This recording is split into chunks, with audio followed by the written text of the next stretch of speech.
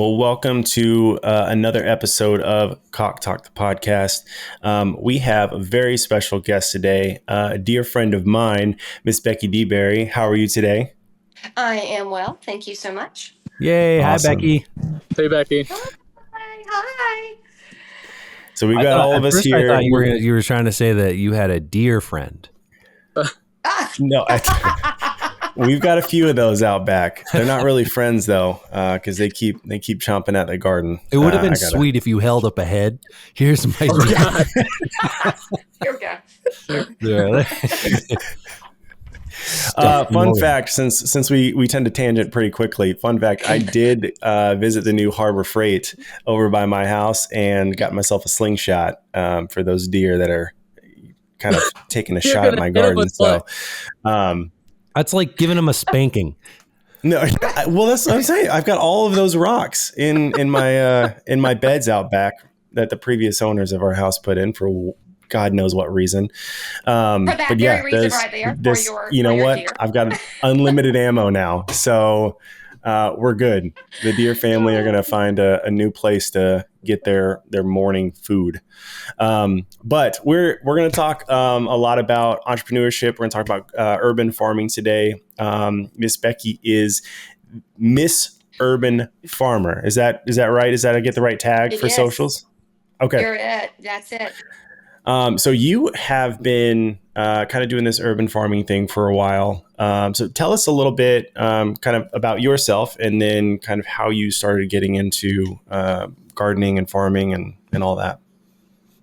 Perfect. Awesome. Well, I honestly, probably about 2017, I honestly just started growing a few little things in really these little small plastic rectangle boxes. And just started with some, just a few basic things, easy stuff, peppers, tomatoes.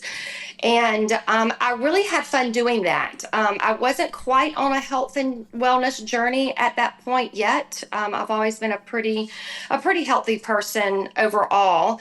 And then about 2 years later in 2019, I really started paying attention and realizing that, what I was putting in my body was not helping my body.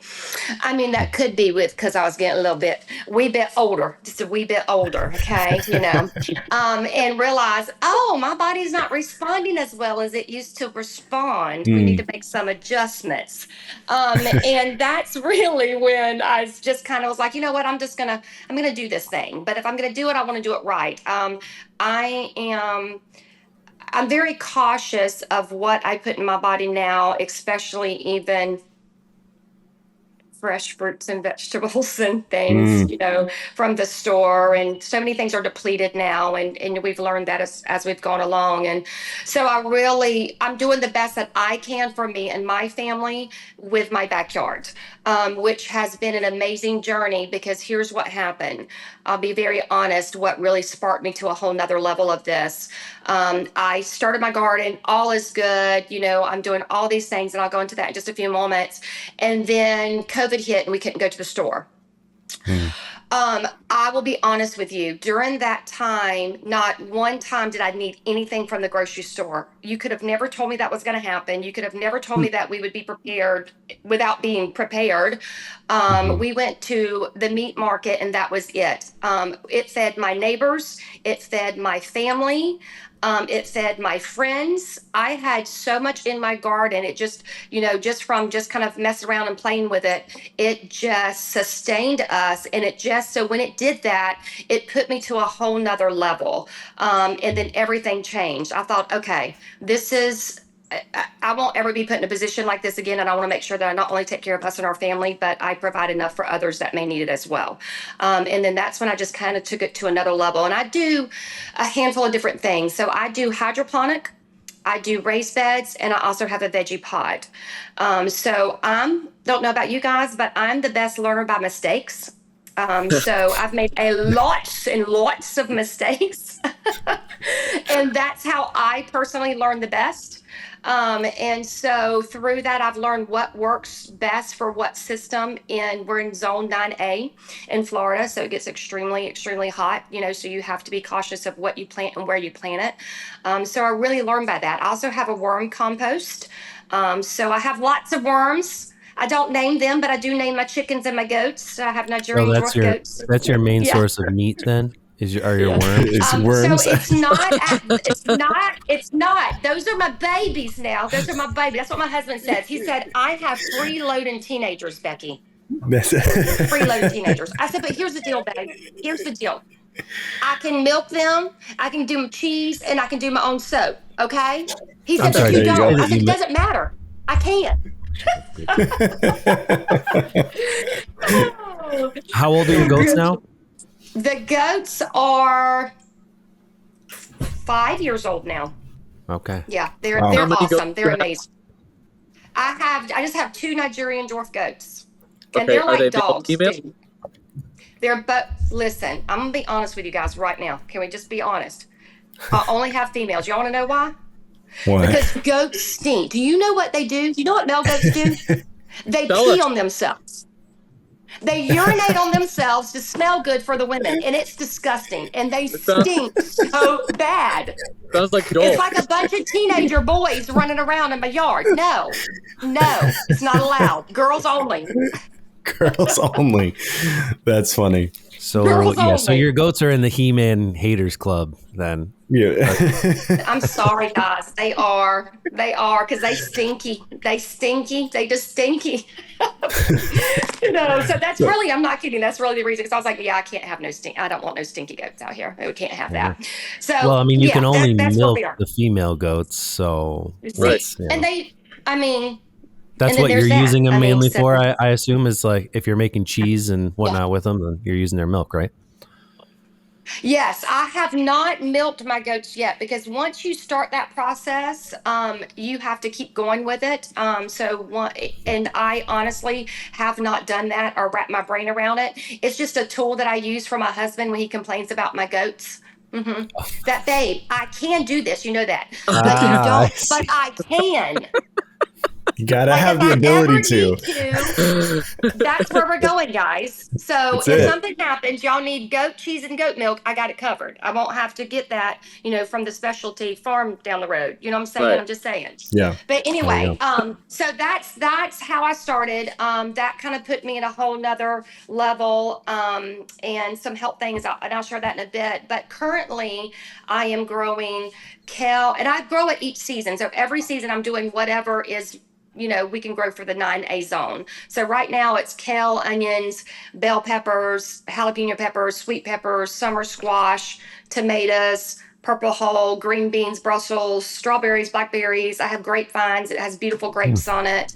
I have orange trees, lemon trees, lime trees, grapefruit, avocado trees. I have like 5 avocados. I love avocados.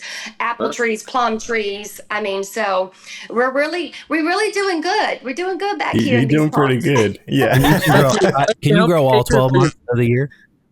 I grow all 12 months of the year. I do. Florida. Yeah. That's the good thing about being where I'm at. How many what? How many acres do you have that you're growing on? So here's the coolest thing ever. You guys ready for this? I only have a half an acre of land. Oh, wow. For all of that. Literally, and that's why I get excited for people in urban farming. I always explain that I don't care if you just have a back porch. You can grow in pots right on your back porch. Instead of having like flowers, have fruits and vegetables growing because they flower and they have greenery for months and they look beautiful and they're lush, but you get to eat from them. So helping people to transition from what they're used to doing something else that helps with their budget. You go to the store now. Oh my gosh, I went to the store the other day. I bought 2 bags of stuff, literally 2 little bags, and it was $120. What? Yeah. Who could afford to go to the grocery? And I only did the perimeter of things I hadn't gotten in a long time. And I'm like, what? Yeah, I'm not coming back here again. I'm done with y'all. Y'all ridiculous. That's ridiculous. How do people afford? You gotta have like 5 jobs just to buy groceries. Seriously, I agree. Anyway, that's a whole nother thing, guys. Yeah. So in other words, the bottom line is Grow it in your back porch or something. Grow it at your front porch. Grow it out your windowsill. Anybody can do it. Yeah. So you have obviously quite a lot going, and you do flowers as well, not just fruits and vegetables, right? I do. I do. Okay. So So here's the cool thing about flowers. Go ahead. I was going to say, I mean, if you have half an acre land, you got all these fruits and vegetables and flowers. You have chickens, you have goats. Like how, I guess, the level of planning needed to make sure that you're rotating not only crops through the season, but actually like the plot that you have, how you're planning out where they are all going. What's kind of like what your planning process is going into each season? Yep. Okay. That's a great question. So every season, I actually use a book that I write down of what that I just hand wrote, of what grows in each season. And when I do it in my raised beds, I'll give one of the beds a break and do just flowers. Okay. So let's say, I wish I had my little thing popped up. I could show you. I do, for instance, I'll do a bed with zinnias. Right now, it has just zinnias. So in the fall, I'll plant a fall crop in that bed, just to kind of change it out. And so when I designed my backyard, I knew that when we moved here, exactly where the garden was going to go, where the chickens were going to go, where the goats were going to go. And I just utilized every single space without having wasted space. Every space has a purpose. Even like I have a horizontal fence and I ran a chicken run right along the edge of the fence, right behind our, not septic tank, what's it called? The other part of the septic tank? Drain field. So there's like, a 4-foot section between the drain field and a fence. Well, I'm not going to waste that, so we built a chicken run going all the way down back to the corner where the goats are. So the chickens can go back and forth and have a huge area to play, or they can run up to their house and, if they're, mad at the goats and get away from them, if they're picking on them and trying to bully them. So it's really utilizing all of that space. I use mushroom compost and my own composting, my worm composting. For my beds. So I'm able to rotate that in every time that I change it out for the season. I'm adding fresh worm compost that just comes from, my leftover vegetables and, fruit or, the bean crop when it dies, throw it in there, let it churn up. And that has been really, really awesome.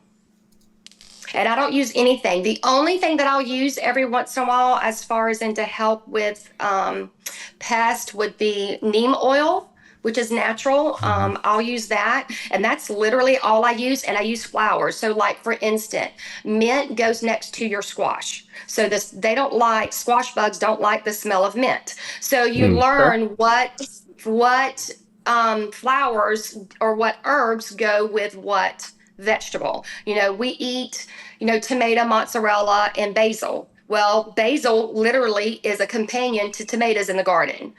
Marigolds keep pests away. So I have tons of marigolds. Zinnia help as well. They actually do a great job for pollination.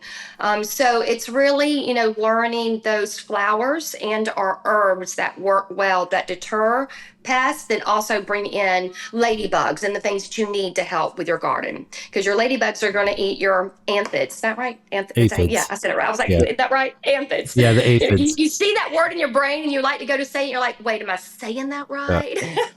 Yeah, we have a cherry tree and we get all the ants carry the aphid eggs up and like put them on the leaves on the end. The leaves. And I was like, and I need to get some ladybugs in here. And then I came out the next day and there were ladybugs all over the tree eating the aphids. It was the best. Isn't that the coolest thing? It was awesome. Yeah. So Becky, that's how it's designed, right? It is. Becky, where are you getting your knowledge with all these plants? What to plant?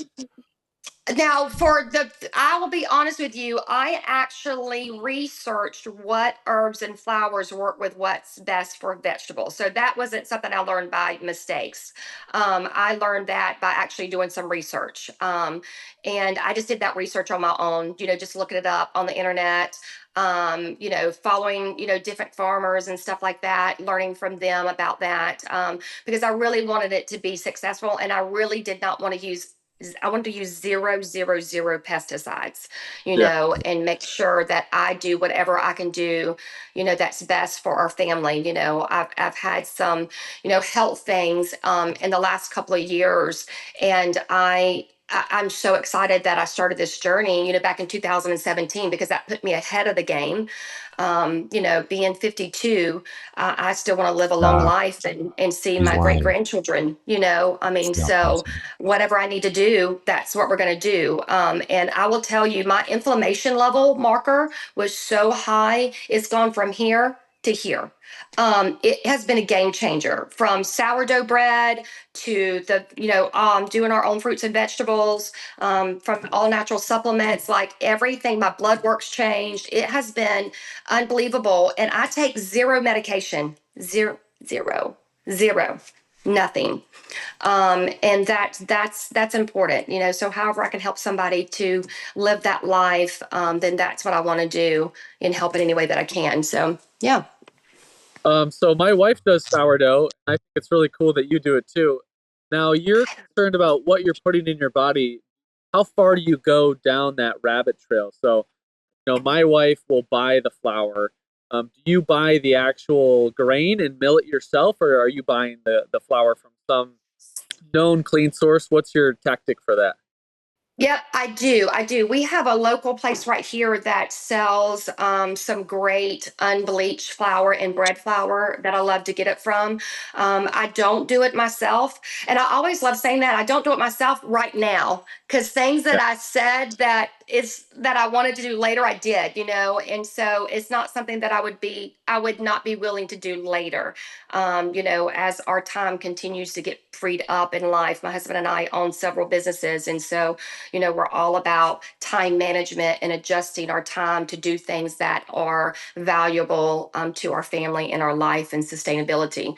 So as that time opens, that's definitely something I would do myself. But yes, thank you for asking that. But I do. I have a local source nearby, that I'm able to get that from. And the same thing with my, chickens and goats. We have a farm that we get their feed from, that they make their feed. So I'm even careful of Hmm. what I even give my goats and chickens. It's crazy.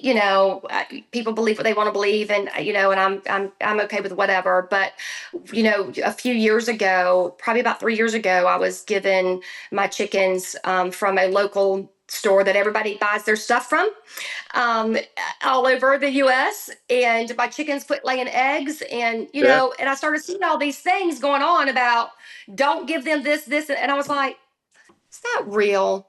Is that real? I don't know if that's real. So I'm like, I'm just going to keep my mouth shut and I'm just going to try it. So I switched them to a farm that makes their own feed, chicken feed, and I started giving it to them. And I kid you not. Now, I didn't have eggs for 6 months, guys. 6 months. Now, that's not Yeah. good. Okay. I was used to getting eggs every single day. 6 months, not one chicken, not one. I Really? switched that feed over, and in 2 weeks, I'm just saying, all of a sudden I have eggs. I've never had an issue since then. But, No. I'm just, I don't know what that was, but I'm just saying I'm not going back to the store anymore. Yep. Yeah, that's I remember when that was happening. It was kind of in the farmer homestead community all over, like TikTok, Instagram. People were Yeah. posting about a certain brand of Yeah. feed that were like, Yeah. everything's just gone, everything dried up. Some people had like 100 chickens, and they were getting a couple eggs every day, and they're like, Yeah. this is unreal. Yeah, It's that's a crazy. to find a local farmer with affordable feed, that's the goal. I feel like It is. it probably just takes the time to go and find it, right? Like build the It does. relationship with someone. It does. It really does. And I have several friends that have way more than what I have. That's just about 20 minutes down the road because of where I live, and they have all the cows and all the things, and they do their own meat and all of that as well. And so being able to have that community of people is really how you gain, that wisdom. Hey, we can get this feed from Price's Farms or whatever the farms is, where they do it themselves, and if I can do that and help a small family that's running a farm, I would rather just do that. Do you know what I'm saying? Yeah. So I don't want to get into making it myself. I will if I need to, but if I can get it from somebody and help a family, then, I'm so okay with doing that. Yeah. I think that goes into a larger conversation is that you yourself don't need to do everything. That's kind of the whole point, right? Like you said, is that build that community, find other people that are doing it and doing it well. And then, utilize what they do well. You can trade, barter, or just, buy it from each other and just support each other, and kind of build up that resilience as a community and not just individuals having to do everything. Because if you really look at homesteading in itself, if you try to do everything, it's extremely overwhelming. There is just so much to learn and to do. And then you invest time and money into something, and then like you do something silly and you mess it up, and then all of a sudden you don't have any fruit from it, then you're like, oh man, like I really screwed up here and I've wasted all this time and money. So being able to start slow, start small, and then kind of building from there when you're getting just into it is absolutely key. Yes, I agree with that, Joel. And that's just how I started. I literally, and I have a picture of those two little rectangle 4-foot boxes that I started with. And then it just grew from there. And there's just really a lot of peace about that. There's nothing like getting in the dirt and feeling the dirt and doing the earthing. Like there is really, just so many things from that. And, even, in the science world of how good that is, to get your hands in the dirt or your feet on the ground, and how that really makes and neutralizes your body. That's real stuff, and so it just can lower your stress level, your serotonin. There's just so many things to it. But I love what you said, Joe. I love what you said, start small, and that's exactly what you do. If we can just get people to understand, I say it all the time, when people ask, how do I start? Where do I start? Okay, well, what do you have? Well, I'm going to have I live in an apartment. I have a 5x5 front porch. Great. Let's start there, and I think people overthink it. Don't overthink it. You like strawberries? Great. Instead of having a rose bush, let's throw some strawberries in there. And let those have beautiful little white flowers. Some have pink flowers, and it stays green forever. And then it has red, bright strawberries when they're ready. But really, kale and then they'll is spread beautiful everywhere.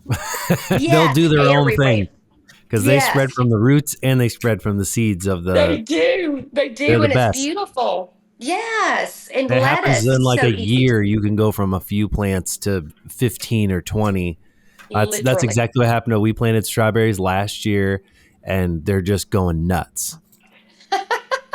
And it's great. I mean, it's fantastic. We love it. I mean, we've got 5 acres, so I don't care where they go. They can go all over. You're like, just go. Blackberries, raspberries, strawberries, just take over. We don't even care. Right. Hey, that's where your deer go, Joel. Send your deer to his house. There you go. He's got plenty. They can't get in. They can't get in. I have an 8-foot fence all the way around my fruit forest. So I don't let them in there yet. Yeah. I'll be honest. We have the same thing. Our whole entire yard is the same way, a horizontal fencing, just for the fact of all the if I'm going to have animals, I want them protected, and, we have a lot of wild animals where I live, I'm sure where you guys as well. So I want to make sure that, as a urban farmer, if I have chickens and goats and things under my care, then I have to do the best that I can do to protect them to the best of my ability. Sure. Things happen. It's nature, it's life, but it is my role that I protect them as much as I can. So you get a seeing eye hawk above there. I don't know what birds. If you have hawks, we do. And owls like crazy. So you know what we did for that? We took, we have poles set up, and on each side of their area where they hang out, and we actually ran fishing line. Oh, yeah. So they want to run into it? Yeah. When they go down and they hit it, they'll fly right back up. Yep. I've actually, Kate and I were talking about this, that you can do the same thing for deer. If you don't have deer fencing, or if they're trying to get through the deer fence, you can run fishing line. And when they hit it, they don't know what they're hitting, and it kind of freaks them out, and they'll stay away from it. I'm going to be honest, Joel, that's a lie. It doesn't work. We did it. We did it. It doesn't work. Those things are not that stupid. Unfortunately, we ran a bunch of that was actually the first thing we did. We're like, oh, we'll do. I think we did 3 or 4 strands of fishing wire, like thick, and yeah, they definitely just like walked right through it. They probably ran into it and were like, what is this? And then they figured out where it was and they walked through it. So at least for me, it did not work. Okay. Maybe for like a temporary solution, it could work for like a couple days, but eventually they just figure it out. Or maybe they just go, well, we'll just jump over this imaginary line. I don't know, but they definitely got through it. Oh my goodness, they can jump. They can jump. And I had one that they tried to jump. It went right through a fully welded wire fence, like broke it in half. I was like, what the, like, what am I supposed to do? I have a metal fence, and it went through the metal fence, broke it clear in half. It was dumb. That's crazy. I was angry because those fences are expensive. Yeah. Yeah, they are. Yeah, they are. Well, it does work for birds, Joel. So, but it does. I don't. Apparently not. I've never heard that it worked for deer. So apparently that's why. Right there. That's it. They're just going to go right through it, or they're going to figure it out, or they're going to jump it. I don't know. They're going to just work as partners, spread it apart. I don't know. Maybe it works for neighbors. You know, your neighbor's like, well, I'm going to go steal this guy's. Yeah, right. I just got this image in my head though, like if you've got the fishing line that, you know, the deer is sneaking around and one of them kind of opens it up like the professional wrestling, like when they step in and they open the thing, the other one crawls through. Like, I don't know. That's just where my brain is at. That I had. Yeah. That's all right. Back on track. Run, so fast. Yeah, right. Oh, I did have a question for you, Becky, regarding, I remember this is, I don't know, probably 20 minutes ago now, but you mentioned the different ways that you were growing fruits and vegetables, and you said veggie pods, and I'm wondering what a veggie pod is. So a veggie pod, that's a really, see, we always learn something new. So a veggie pod is it is literally like it sounds. It's a pod. Okay, so it's a raised, kind of like a raised bed, but it's set up to work where you use evaporation. So you have a bed, you have your soil in it. Okay, it has a probably about a foot of the bottom that has nothing. So it's a little bit of a raised bin, as I guess would probably be the best thing to say it. Okay. And then it has a top that's covered, and it's a screen. Okay. And in the screen, it has your water. All right. So you only have to turn the water on, 2 times a week. The water gets down the soil. It goes all the way down to the bottom that does not have any soil in it, and then it evaporates back up. So it's just a different kind of a way to do growing vegetables. I've learned that in that one, lettuce does very well. Okay. Sometimes if your soil's not right, or especially in Florida and it gets so hot and just, you're constantly fighting, and you guys know even where you are, you're fighting different elements and things. It's not just the insects and stuff, it's also the elements. And so I've learned by the veggie pod that it works best with any type of lettuce. Lettuce also sometimes if the soil's too wet or the soil's too dry, lettuce is very finicky, especially like romaine and spring mix can be.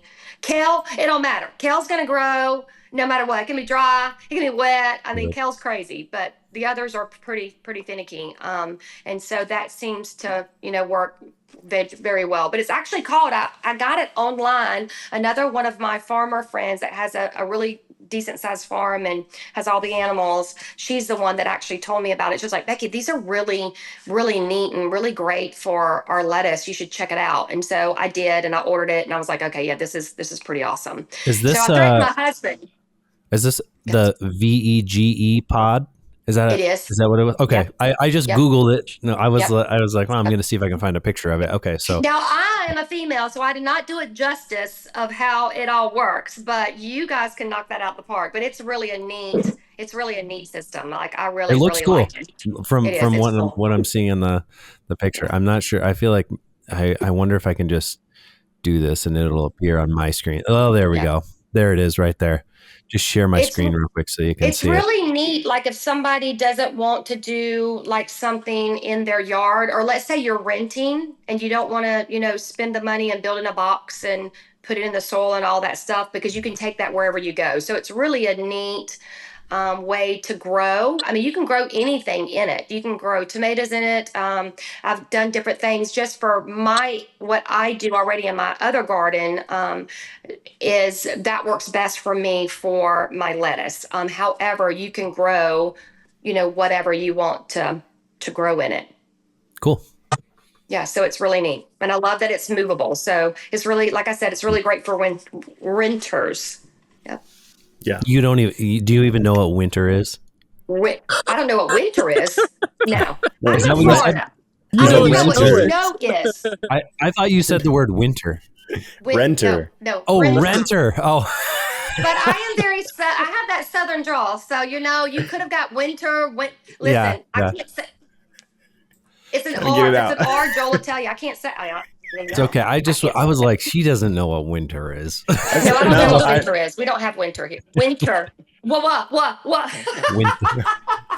Becky, I still Yeah, I don't know remember what it is. Snow. us spending hours just My Lanza. trying to get you to say jewelry, and I can't. Exactly. And then my granddaughter's name. Listen, y'all, I had to practice it before she was born. That's a whole nother sideway. I'm like, why you got a name with 2 R's in it? I can't say R. Why you gonna name my grandchild with 2 R's? that's They're funny. like, say it, Mom, say it. I'm like, I'm not gonna say it. So, in my dreams, I'm like, They saying probably this just named her that out of spite. Yeah. Just like mom will be knowing. Right, exactly, right. There's that. I mean, now I'm gonna have to have counseling for that. No, just kidding. No, yeah.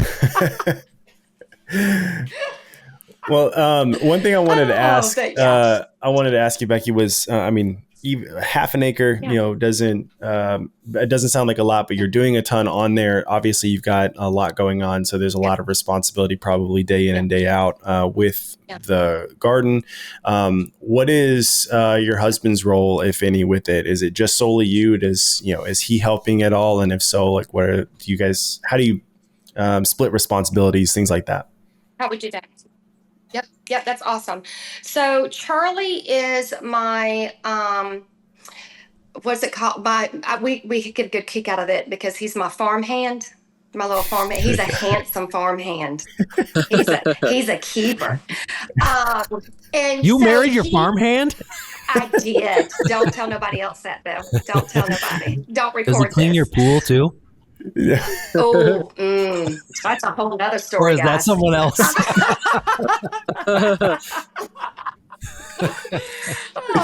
But he is amazing. He does. He'll help with of course, he'll always help to feed the animals and stuff. But as far as in the gardening and all the veggies and all those things, he does anything that I need for building. That's just a maintenance thing at this point. When I first started, he built everything for me. And it's always evolving. Then you want to do like arches, and I'm like, babe, he's always that person like. He does so well. I'm like, I'll send him something. I'm like, oh, I just saw this. He's like, oh, that's nice. Are we wanting to build this? Or are you just sharing this with me? Like, where are we? And well, I mean, I kind of think that it'd be kind of cool for the okra area. And he's like, okay, baby. Okay. He's very gracious with me. We've been married 30 years, so he's very, very good. But he does all of whatever I need built. He does. He'll get out there. A couple of weeks ago, he helped me actually clean out some beds as well. He doesn't do it on a daily basis because I don't need him to. I'm the one that does that. But anything that is built, or if I've been gone, we've gone on vacation and we come back and there's so many things, like he'll jump out there. But I'm also a very picky person because my sweet honey bunny went out there one time to just surprised me one day. And I come home and he's got all these things pulled up that he thought were weeds. Oh, They no. were flowers. They just didn't have blooms yet. And I was like, I want to be angry, but he was trying to help. It's like with your kids at that moment, like, I should really fuss at you right now, but this is either funny or so sweet. And I'm just going to just be like, oh, thanks, babe. Thanks. It's only been I've in been the in ground that for like a situation month before I myself. got to that. Yeah. Yeah. Yeah. So he's on timeout unless I'm with him to pick weeds, because sometimes he thinks weeds are weeds and they're really not. But I will say this: I used to be that gardener that organized everything. Like this plant's going to go here, this flower's going to go here. It was all beautiful and all pretty, and I honestly, then you're fighting all of your weeds and all of that stuff. And I'm constantly pulling weeds every day. And I was like, okay, this is no longer fun. I'm just, I was just at that place a few years ago. Like, this is not fun anymore. Like, this is now becoming another job, and I don't need another job. I want it to be fun. I want it to be enjoyable, and so I made a switch, and I was like, you know what? I'm just going to try something. I'm going to try, and I'm not going to mess with my weeds anymore. I'm going to see how much fruit and veggies I can get with not messing with it. Right. I got the same amount of harvest. Wow. So I quit fighting them all the time. Now, once I clean the bed at the end of the season for the new bed, I'll get it all out. But I honestly quit fighting it. And that was probably the most freeing and best thing I did, is fight it, because you can't even tell. You can tell when you walk up to it, you can see weeds, but from far off, it's all beautiful green and flowers mixed in with it and veggies. I mean, I literally am that person now that's like that pixie dust. I literally throw flower seeds like this. And it's the greatest thing. Like, I'm like, just like money. I need money like flow like that out my backyard. You know what I'm saying? Money. Anyway, sorry, I got sidetracked. So that's what money does, right? So I literally just throw seed now. I'm not like, I don't like perfectly lay it out like I used to. I realized that, golly, it's the same harvest. Like, Becky, what were you thinking? Like, don't overthink this. And also, I really want to make it easy for people that want to start this. Same thing with sourdough bread and things like that. If I share about it, I do it the simplest way possible. Like, you know what? If you mess up on the measurements, so what? It doesn't have to be perfect. Don't stress yourself out about it. If you don't fold it the fifth time, it doesn't matter. It's still going to work. Like, don't enjoy it. You're still going to eat it in like a day and a half, so it'll be fine. It's fine. It'll go so Thank fast. you. Exactly. There's that. So yeah, that's just learning those things and teaching others that they can do it not only in small spaces, but do it, or in big spaces for that matter. And what works best for your family, and grow what your family always eats and what you love, Yes. whatever that is. If you eat a lot of something, then try it. You always say, at least try it in a little round pot. If you don't do your own composting, there's so many places that, do mushroom compost, as natural as possible. Like, do what you can with what you have. Yeah. No, and then you'll get the bug, and you'll want to do weeds, more. The weeds, I mean, we look at it and we go, oh, see, this thing's in here. I don't want it in there. But really, it's filling space in a vacuum. Like, you can't just have nice soil and expect nothing to grow there. That's just what happens. So either plant more things that you want, or put up with the weed. Like it really, the weeds actually can draw a lot of nutrients to the soil. Agreed. They're just weeds because somebody out there determined that they didn't want them. Right. But most of them were actually brought here by somebody because they did want them originally, right? Like dandelions, they're not native to here, but that's right. I mean, now they're everywhere. But people don't want them. But I don't know. My grass in the spring is covered in dandelions. I think it looks awesome. Mm-hmm. I think it looks beautiful. I look out and I see those like yellow flowers everywhere. I think it's cool. Yeah. I don't touch them. Yeah, I'm with you. I used Becky, to mess with things. I'm telling you. See. It's be freeing to not mess with them. Well, you had mentioned, you've got multiple businesses. You've I would classify you as a successful entrepreneur. I mean, you've got businesses, your husband's got a business, your kids, I know your daughter's has one and has multiple businesses, and has been successful with it. Yes. So I guess my question is, with the farming, with the gardening, with the other businesses that you and your family have, how do you maintain a balance in schedule? How are you handling what you have to handle day in and day out with your businesses, still making time for farming, but then also being present for your family as well? Yes. So we are very, very good about time management.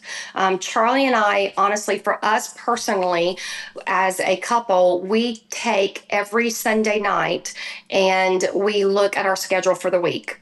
We do this at 7:00. It is a meeting that we actually plugged in on our phone.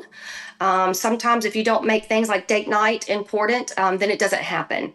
And if it's on the calendar, for us, that's how it happens. So we set it on our calendar for every Sunday night at 7. We look at our week to see, okay, what's going on for the week? What's top priority?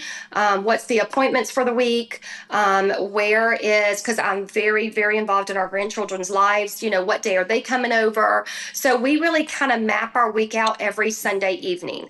So we're both on the same page, especially having multiple businesses, the farm, and as a husband and wife, it just gives us a minute to connect. Because sometimes in life, you're just so busy with kids or life or business or whatever it is that, you're just in passing. And then you think you tell your wife something. Babe, did I tell you that? She's like, nope.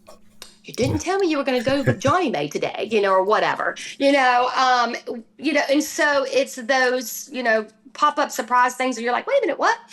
So we started doing that, and that's made a big difference. As far as the family time, we also do our family night, where we get together and all have dinner together.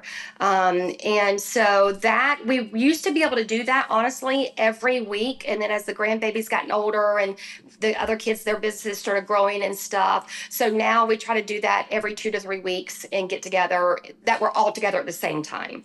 And so that works out really well. We have a very close relationship with our kids. So we honestly, I probably honestly talk to our kids almost every single day, if not every other day. One of us is just touching base and stuff, which is just absolutely amazing to have with adult children, to be able to have that relationship with them.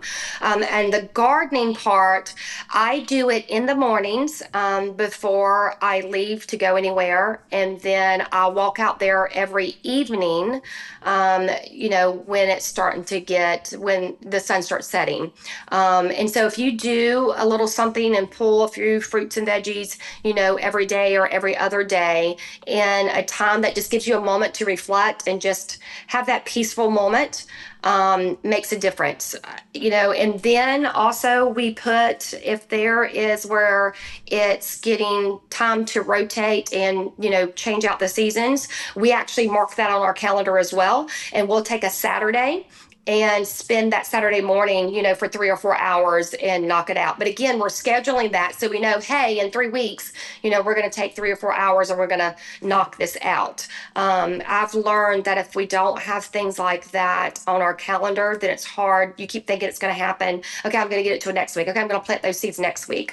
With the technology that we have at our fingertips, it's easy to put in your phone and say, hey, you need to plant beans, the second week of March, or whatever it is. And so for me, that's really kind of what has helped me to make sure that I'm staying on top of things and making things important, even for family as well, because businesses are a lot. But I always like to say, if we can run, very successful several businesses, and do what we do, then anybody can. It's just what are you willing to prioritize? And with technology today, your organization, we honestly shouldn't have any excuses, just in all honesty.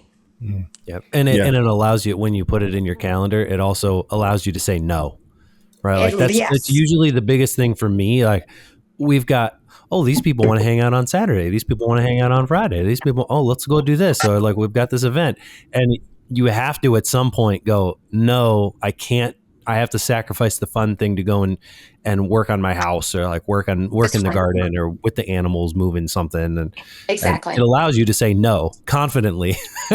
Like, I have something to do, I can't. That's right. Yeah. That's right. That is right. And it brings value, to your family as well. Do you know what I'm saying? Like, and even the silly things of taking care of the house and stuff, there's value in that. As a husband doing that, as a wife, as a dad or a mom, the kids see that, that you're making where we live important, you're making that up them a priority, and those things a priority as well. And I always say my saying is work hard, play hard. I have those boat days. I love going fishing. I love going on our boat and things, but that's the same thing as well. When we know that we're going to do that, we look at the calendar on a Sunday night. We say, hey, let's sneak away from the office for a couple of hours to go on the boat. It's going to be beautiful. Guess what we do? We put it on the calendar and we make it happen. Yeah. I love that. With I got a couple more questions for you, Becky, and then we'll wrap up. What are some of your future goals and aspirations for your farm? Like, what are some things you'd like to accomplish? Whether that's, I want to try my hand at this, I want to grow these things, or I want to, get the farm to a place where I'm able to supply all of these people with their fruits and vegetables. Like, what is that for you? Yeah. So Charlie and I honestly are looking at property. And where we're at Ooh, now. that's fun. And so that it's exciting. And so I really, have a desire not only to expand the garden and even some of the animals as well, but I would love to do things like growing, my own alfalfa and stuff, for the goats. And, that's actually really not difficult to do. But that stuff is not attainable to do in a small space, if that makes sense, so I need bigger When you space say for that. when you say property, what are we, like 10 acres or like 100 acres, or what? No, I don't want that much. I want to keep it where it's manageable. I realize that a half acre really has taken a lot of time, but I also are setting ourselves up to retire early as well, which will free us up, to do more things on the land, training our grandchildren, helping other people. That's really, really our heart. And my heart is really, if I can help somebody else be successful, whether it's with their businesses or whether it's with their land or, family or whatever it is, that's really where we want to make sure that we transition to help others.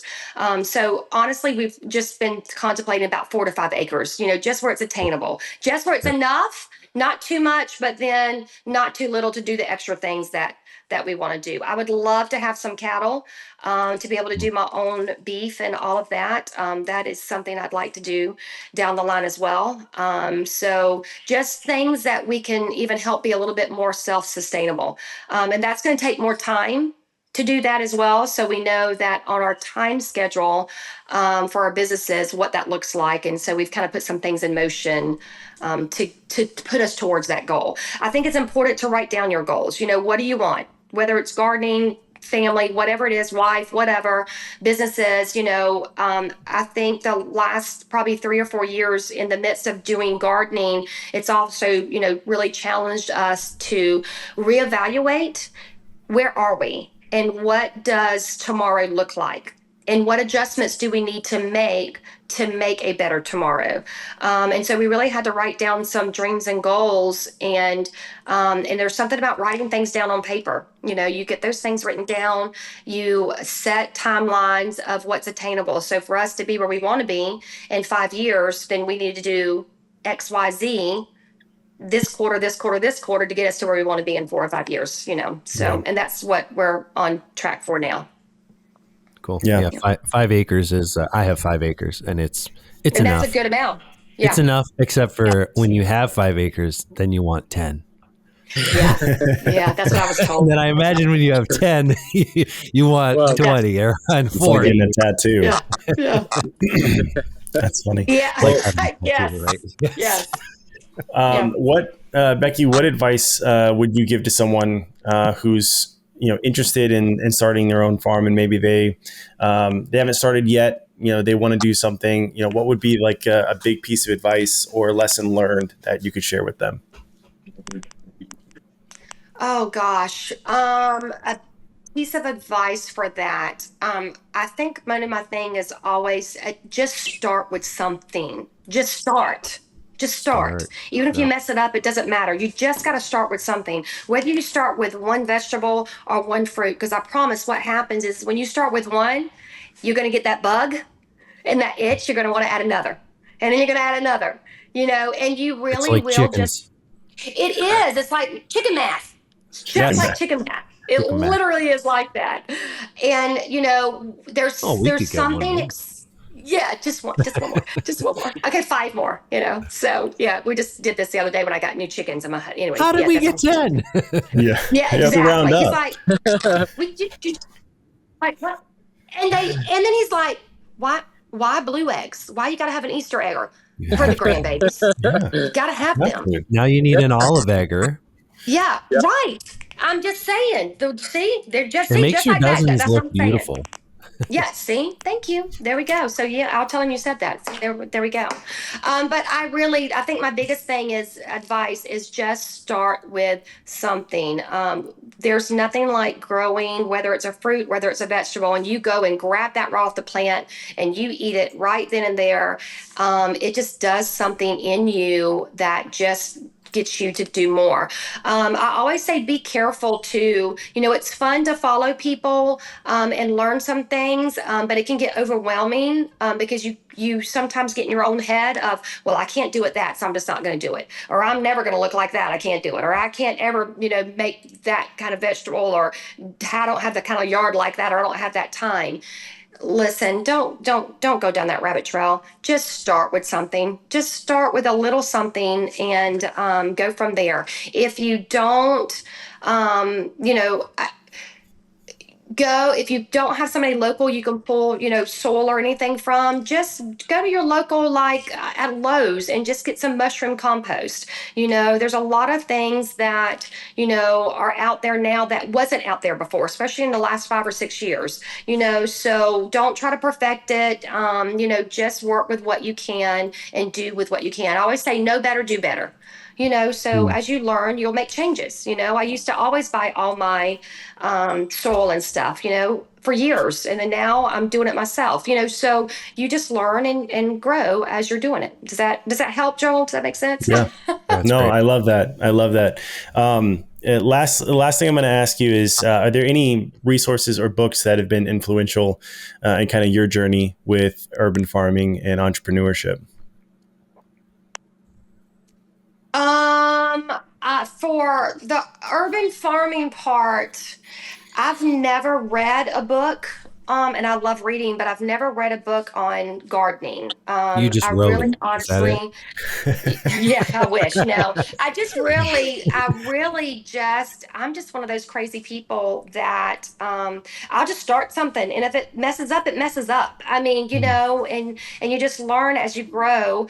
And then I do follow some people on Instagram that have farming that I will just kind of, I've seen things that they've done or whatever.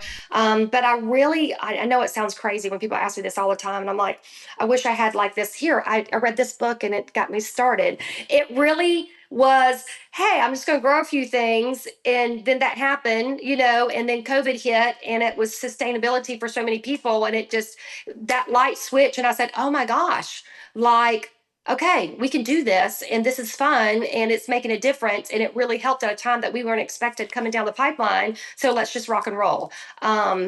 Yeah, so I would, yeah, there's not a book for that. For entrepreneurism, oh my gosh, I read stuff all, like, I'm a huge reader. So let's see, is it the books on this side? Oh my I gosh, like there's that thing so secretly many. opens back there. I know, right? I mean, I just read all, I mean, oh my gosh, there are so many books. I'm trying to think what I've read recently. Let me see if I can find it. What I've read recently that I Oh love. man, my lights are all dying around me. Sorry. You're That's okay. why I'm all of a sudden You're looking. in the I, dark. oh my gosh, I see, Joel, you done popped that question at me. Listen, I had to So now stump my you on brain at can't least even one. think. I know, right? I was doing so good, so good. And you asked me about all my books because I literally read a book about every couple of weeks. I love reading. I love reading on entrepreneurism. Gosh, I can't believe you asked me this, Joel. I can't even think of even my authors. They're all in my house. I'm out back in my office. So, well, let's do this. all the ones I'm reading right now, right beside me. When you find a couple, send them to me. We'll drop them in the links below for the video. So if you're interested in Becky's book club, you can check the links below for what she's reading and what she's enjoying. I actually have one more question for Becky, because I feel like it would be irresponsible to not ask her to tell a childhood, well, more like teenage story about Joel. Yeah. Because if you didn't pick up, for our listeners, if you didn't pick up yet, Becky and Joel Becky's known Joel since, how old was Joel when you met him, Becky? He was in middle school, Joel, right? I was 13. Best time to meet someone. 13 Automatically. years old. Yeah. The best stories about anyone happen when they're 13 years old. It's been 20 years. It's been 20 years, Becky. 20 years. So does that mean that? Yeah. So you have known Joel since you were the age that Joel is right now. Yeah. Which I still don't believe that I think you said you were 52. I think that's a lie. I am 52. That's a lie. I am 52. No, for real, I am. And I've had no surgeries. I'm 52. Yes. Yeah, there's that. Mm-hmm. Listen, and Charlie's not any different either. Charlie is a young looking man as well. Yeah. It baffles me. Yes. It's when you don't need all that appeal. There you go. Get out of here, Kate. I think my favorite story, Joel, is I've got so many with Joel because we've got some funny stuff. I'm gonna have to find. I still have some of his reports and things that he's wrote as well, so I need to dig those out. Wait, were you like his teacher? I was his teacher as well. Oh man! Yeah. Oh, and you saved some of his reports for English and algebra. Yeah. Yeah. Well, in English, you have some good stuff. Yeah. Now a teacher, youth pastor as well. Add that one in there. All the things. Yeah. All the things, all the fun stuff. So Joel thought we actually were on a mission trip in Mexico. Oh man, that was a rough week. Did you drink the water? Yeah, I wonder why that was a rough week. So here's Joel, being, Mr. Tough Guy, decides that, he's going to eat whole peppers. I can handle it. Okay. Now, granted, we're on a trip building a house for a single mama. Okay. Joel is one of what, Joel? I think just 3 of you guys and the rest were girls, right? Yeah. That's why Joel went. I think so. Exactly. That's a whole nother thing. We can talk about that too. Oh, we'd have to have you on again. We will. Yeah. I got some good stuff. So we need him. We need him. Like, we're moving cinder blocks. Like, you're hand mixing concrete. There's no little machine to mix it for you. Everything's by hand and shovels, right? So Joel, I'm good. I'm going to use it. Joel, don't do it. Then you got my husband going, Joel, do it. Do it, Joel. You ain't going to do it. Do it. And I'm like, oh my gosh, this testosterone. Yeah, it's Charlie's fault. I am like, dude, don't do it. You've said that all along. It's Charlie's fault. Mm-hmm. I mean, literally telling him not to do this. What's he do? I mean, the whole just eat all, right? Joel's out for 2 days. He's sick. He's got severe diarrhea. We're down a male. It was horrible. He couldn't even help build the house. Oh, there's a nickname in there for Joel. I got to figure it out. Just so you know. So, do you know what kind of pepper this was? Man down. It was a jalapeno pepper. And I remember it. I remember it very vividly. It was a jalapeno pepper. Not even the hottest pepper that there is. Not even the hottest pepper, guys. Listen, just jalapeno. I legitimately think there's I legitimately think there was something else as a co issue that was happening. Maybe they had recently sprayed the jalapeno peppers with a peel. I don't know. Before it even came out 20 years ago. I don't know. I remember it was at that pizza place, like Peter Pan's Pizza or something. I think it was called. It was super weird. Oh, you know what? I'll bet happened, Joel. I'll bet you. So this was a pepper that you ate at a pizza place. Yeah. I'll bet you they washed it. I'll bet that it had water on it, and that you had. I thought like about that. And then I also thought about, because we all had jalapenos. I had jalapenos on my pizza because I love hot peppers. Well, Joel's sensitive. Joel's just sensitive. I'm sensitive. Tell me, what do you want from me? Because I remember that was you can eat the little rough. pieces. Don't eat the whole one. No, no, he wants to eat the whole one because he got to impress all the girls. Well, how'd that work out for you? So Joel ruined the missions trip. The lady didn't get her house. No. And now she's homeless. The girls picked up the slack, so we were busting our you-know-whats, but yeah. Listen, I'll be honest, I was probably more trying to impress Charlie at that moment than I was anyone else, because he was telling me, do it. Just do it. You won't do it. Do it. And I was like, you tell me I'm not going to do it, Charlie. That's true. He did do that. Because here, we're going to add on to this story here. Because I remember us doing the towel whipping fight with everybody. There was like 20 people whipping towels in the dorm room. Everywhere. And then Charlie is just over in the corner on the bed, rolling up this towel, like origami shit with this towel. And I was like, what are you doing, Charlie? And then all of a sudden, now he's got 6 foot reach advantage. He's already the adult with all the kids. So he's got about 10 foot worth of reach. And he popped me in the middle of my back. It drew blood and there was a welt for 2 days. I will never forget. It hurt so bad. Because I popped him the first time. He said, all right, that's your one. Don't do it again. I said, what you going to do, Charlie? Bow, smacked him again. And then I turned to run away and he got me. And it hurt. Yeah. It hurt bad. It's so true. I had to redeem myself with the peppers and end up shooting myself in the foot and doing so. So, yeah, that's my story. Yeah. So the moral of the story is Charlie and I are the only adults. Don't ever let your kids go off with us. So there's that. Whatever. It's fine. It's fine. They came back alive, so it's fine. That's right. I mean, that's all the parents care about. Just get me my kid back when it's all said and done. Yeah, take the kid, get him away from me, and then just bring him back. It'll be fine. And we went to Juarez too. So I'm just saying, we came back all alive in one piece from Juarez, Mexico. So I think that was a pretty successful trip, if I say so.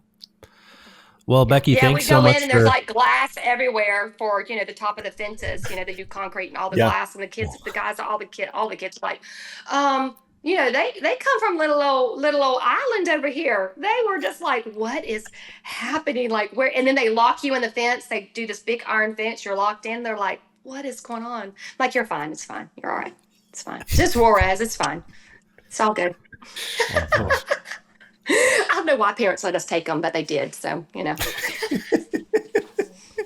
Love it. But good times, Joel. Good times, baby. Mm-hmm. Well, thanks for sharing that story. We need all the Joel stories. So, I wanted, before you left, I wanted to just, I know you mentioned Instagram. I just wanted to pull up your Mrs. Urban Farmer. I think, was it? Oh no. Yeah. Mrs. Urban Farmer. There you go. Yep. Just wanted people to see that, where they can find you. Awesome. Lots of good stuff on there. I was clicking through it a couple days ago, and looks like you also, on top of knowing what you're doing now, it looks like you have a lot of fun too out there. So I do. Go follow Mrs. Urban Farming. Yeah, and you can click the link in the description, and we'll put all your links in there. And is there anywhere else that people can find you, or is that your main thing on Instagram? That's it. Okay, cool. Yep. Awesome. Simple and easy. Perfect. Well, thanks so much for coming on with us. It was a lot of fun, and we'll definitely have you on again. Just like start writing down all your Joel stories that you remember, so that we'll just like have a full on. Don't do that. Hey, I'll bring Charlie in. Would you come on a roast of Joel? A mini episode, yeah. Yeah, Maybe Oh 100% we'll my get like God. we'll get Joel's mom on the show. I'm sure she would have some stories. Who else would be No, great to why would roast we do Joel? that? I don't want to do that. I do real quick. So Skylar, so Becky's son Skylar sent this photo to me from youth camp. So that's me and Skylar at youth camp, and Nice. like got that's it. I think I vote you grow your hair out like that again. never again, never again. My eyes still can't focus because they were like, oh, hair, person, hair. I can't. They were always doing this, so that's why like I have issues now with my eyes. So but anyway. All right, cool. Well, thanks again for coming on with us, Becky, and to our listeners, thanks for being here. Thanks for watching and listening. You can find us on Instagram and TikTok, Cock Talk the podcast, and we will see you on the next episode.